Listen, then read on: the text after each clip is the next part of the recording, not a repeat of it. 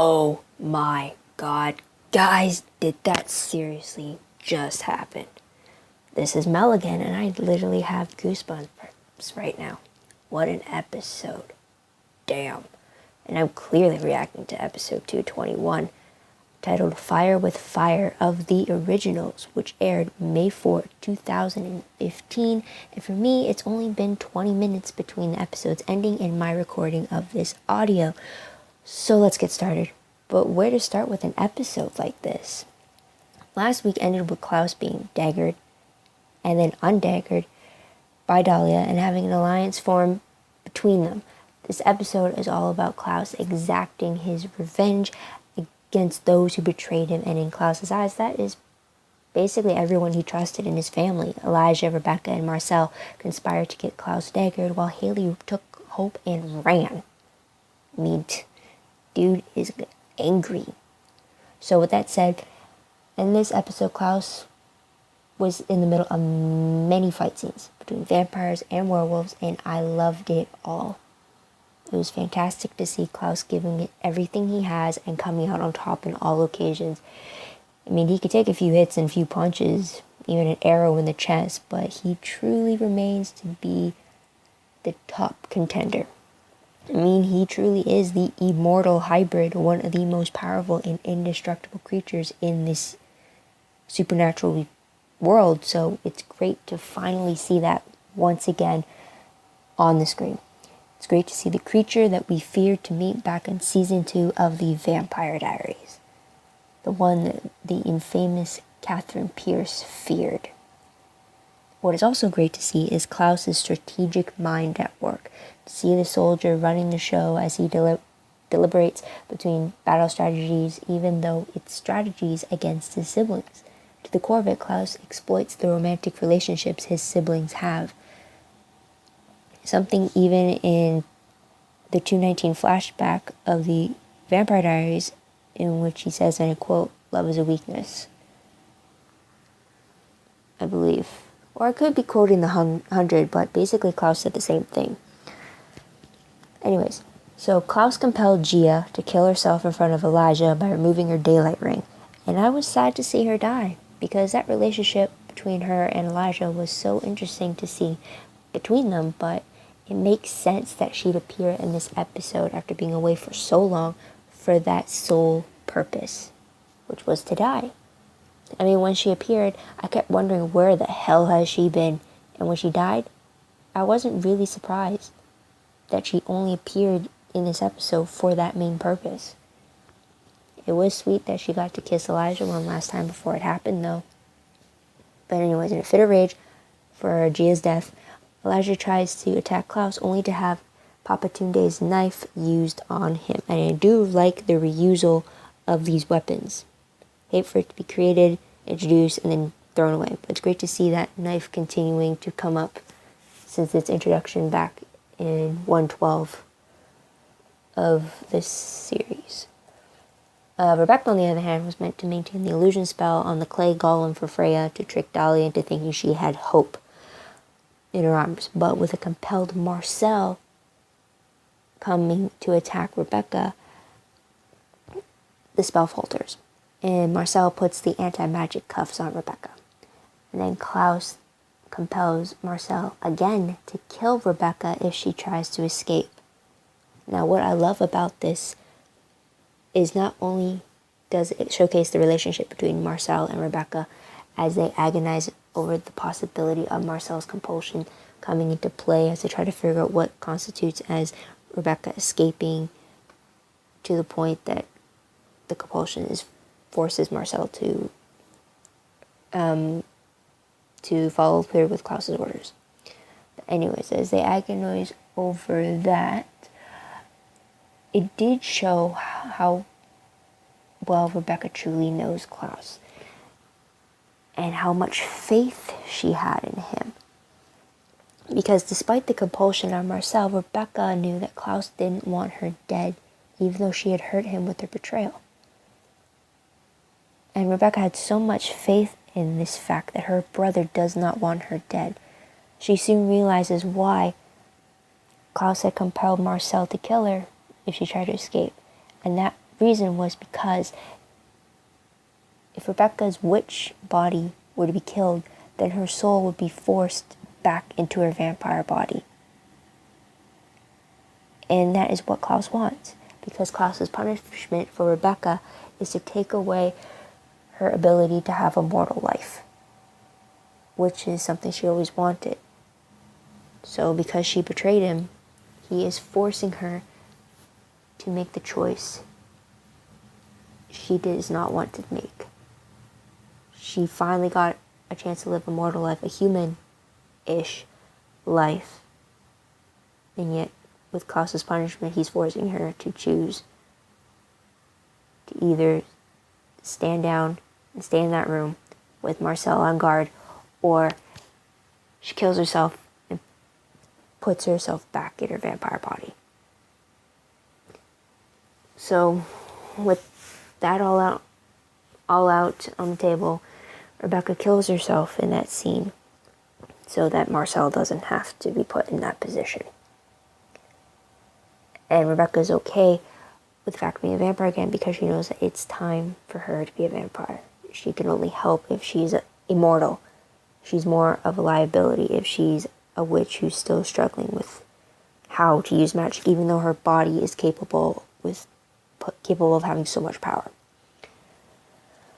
So, even though Rebecca did kill herself in that scene, I'm excited to see the original Rebecca back. I can't wait to see Claire Holt on screen again. Don't get me wrong, the actress playing witchy Rebecca was amazing, but Claire Holt will always be Rebecca to me. Now with Freya, with her golem decoy crumbled in front of Dahlia, Freya was no match for Dahlia's rage and power, which I thought was a little pathetic. It was like Dahlia was throwing around a rag doll with her magic. In the end, Dahlia forced Freya back into the sleep spell. Although before doing that, Dahlia confessed that Freya's blood wasn't a key ingredient to Dahlia's weakness because Freya isn't the loved one that betrayed Dahlia the most. Now, I think the blood has to be Esther's. And if that's the case, then it's kind of ironic that Freya killed Esther before blood could be collected from her. And I was also wondering about the killing ground that was established and meant for Dahlia. If Freya is standing in the killing ground, isn't she rendered mortal too, since she gained her immortality the same way that Dahlia did? Leave a comment below for me if you have the answers to that question, or theory even. I just need some kind of understanding about that, on why it would only affect Dahlia and not Freya, unless Freya specifically spelled it that way. I don't know. That's what the comments are for. Anyways, with his siblings taken care of, Klaus is set to find Haley next. Klaus gives his blood to Dahlia, who then locates Hope in a junkyard that Haley and the wolves manage to escape to after leaving the flooded bayou. The wolf pack fight off Klaus for as long as they can before Haley and Jackson get the chance to team up on Klaus. Klaus dominates once again, as it should be, and Dahlia makes herself known. Before Haley could attempt to kill Dahlia, though, the witch cast the Crescent Curse onto Haley and her pack, forcing all of them to change into their werewolf forms, like the pack lived before, living every day as a wolf. But on the night of a full moon, that's when they're human once again. And I gotta say, that was brilliant. This punishment is definitely worse than death for Haley, because now she's forced to live her life as a wolf, and as a wolf, she can't raise a human baby. I mean, she can't be a wolf for 29 days of a month and then that one day be a human mother to a human child. I mean, not possible. And it's such a devious move from Klaus, and I love it. I cannot emphasize how much I love it. And I mean, Haley wanted to be a part of her pack so badly, and now she can truly be a part of her pack. Always, and on 4 legs with fur on her back. I mean, she got what she asked for.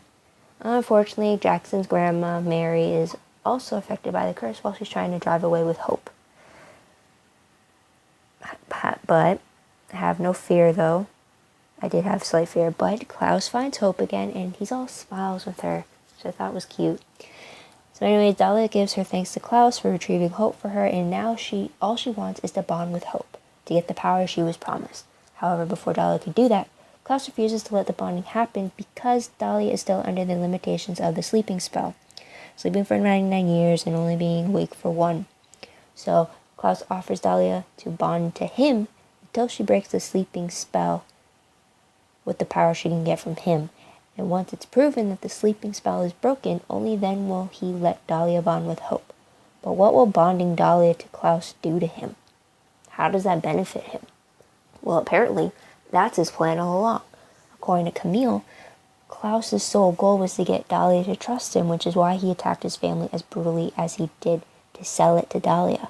And how did Camille know this? Because Klaus told her while he fed on her. That's right, you heard me. Klaus fed on Camille. When that happened, I thought Klaus Camille, was done for, and I didn't want that. I truly am rooting for that shit. But when Camille woke up, I was relieved first off because I feared her to be dead, since she is human after all. But then she rushed to take Papa Tunde's knife out of Elijah, which is what Klaus told her to do when he was in her head as he fed on her. In her rushed explanation to Elijah about how Klaus's actions were all a ruse to fool Dahlia, she tells Elijah that Klaus knows how to kill Dahlia, and because he told her in her head as he fed on her, Camille knows too. So once again, what an episode. Klaus has to be my favorite in this episode, for sure. And when his plan was revealed by Camille in the end, it only got me to love his strategic mind even more. I mean, you really can't compare to it, really. It's just mind blown right here. I can't wait to see what he truly has in store for Dahlia in the finale next week. And the Crescent Curse in full effect again. Love that so much. I just found it truly pathetic that a bunch of mortal werewolves who can die from pretty much anything could think they could stand against the ultimate alpha that is Klaus, who is the strongest immortal hybrid in New Orleans, who has practically no way to kill him, really. It's basic suicide to go against Klaus unless you have a foolproof plan that you could take down Klaus and have it permanent. But that's my opinion, and it's very clear that I don't like the werewolves at all. Especially when they think they could take on vampires when vampires were created for the sole purpose of being superior to the werewolves. I mean, Rebecca even explained it all too clearly to Elena back in episode 308 of The Vampire Diaries, when the original family history was being shared. Now quickly on Davina, but her little side plot in the episode had to do with her either becoming the next leader of the witches or not. And in the end, she accepted the offer to be the next regent of the witches. So basically, Davina is now Josephine 2.0. And she has hopes of uniting the witches together. And to all you Camille fans out there, did you notice how Rebecca told Camille that Klaus fancied her? Kind of like how last week Elijah called Camille out on her feelings for Klaus. Apparently Rebecca and Elijah know how Klaus and Camille feel about each other, and yet Klaus and Camille don't know it, or they haven't directly expressed it to one another. Always fun, and another reason why I think Camille could possibly be a romantic endgame if Klaus allows himself something like that. But if anything, I think Camille could become a longtime friend of Klaus's if she lives that long, which I truly hope she does. I just love their dynamic together, and I love Camille as a character itself, so I truly hope that we see many things to come from them as the series progresses. So now on to predictions. First off, here's the official synopsis for the season finale, episode 222, titled Ashes to Ashes. With time running out, Klaus's ultimate plan to protect baby Hope at all costs continues to take shape. As tensions between the siblings come to a head, Cammy reveals a vital piece of information that causes Elijah and Rebecca to reconsider their plan of attack against Dahlia. Davina finds herself one step closer to fulfilling the promise she made to Cole, while Freya is forced to take drastic measures to protect herself against Dahlia. Elsewhere, Marcel has to put aside his fury at Klaus in order to protect himself and everyone in their sire line. Meanwhile, Vincent finds himself torn between the prospects of a magic-free life away from New Orleans and a personal obligation to protect Davina. Finally, with their risky plan in place, the Michelson siblings prepare for the fight of their lives. Now, based on the promo, Claire Holt returns and she stands with Klaus and Elijah against Dahlia, so it looks like they are listening to Camille about Klaus. I can't wait for that to all unfold. Now, Davina continues requests to get Cole back, and I'm still wondering which Cole she will be getting back. Is it the witch or the vampire version of Cole? Now, Frey is forced into that sleeping spell as of this episode, so I wonder how she can or will defend herself if she's technically asleep, and I wonder what happens to their consciousness when they are under that sleeping spell. There is no mention of Haley in the description, so it seems like she could still be in her wolf form in the finale, and I'm fine with that, as long as she doesn't intervene with Klaus's plan to take down Dahlia. Now, all I can say is that this finale is going to have an epic showdown, and I can't wait for it to happen. Then I'll dread the 4-month wait until the season 3 premieres in the fall. It's always the good and the bad when it comes to a finale, but at least we know there's a season 3. There's always that. But before I go, I just wanted to bring something up, an observation, if you will, that I realized over the weekend because of episode 620 of the Vampire Diaries that aired last Thursday.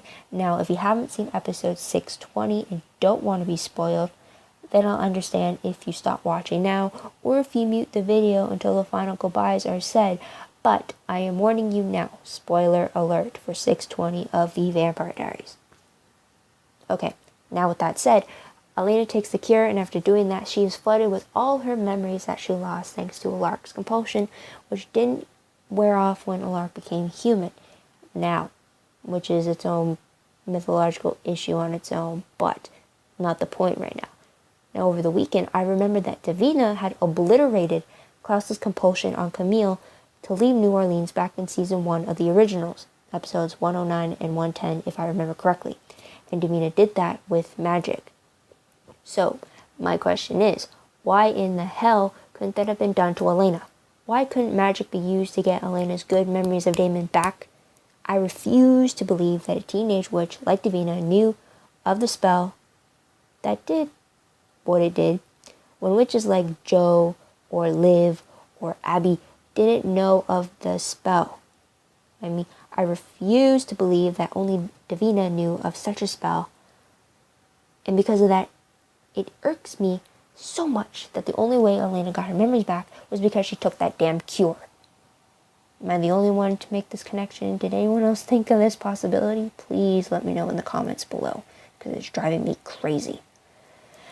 And with that out of the way, thank you so much for tuning in and listening to my thoughts on episode 221 of the originals. I appreciate the support. I hope you comment below about your thoughts and theories about the show, and I'd love to hear about any predictions you may have, who you like, who you don't like, who you ship, who you don't ship. I don't mind as long as we talk the originals or even about the Vampire Diaries. I am up for the conversation. So don't forget to like, subscribe, and tune in next week for my thoughts on the finale. Until next time, bye guys.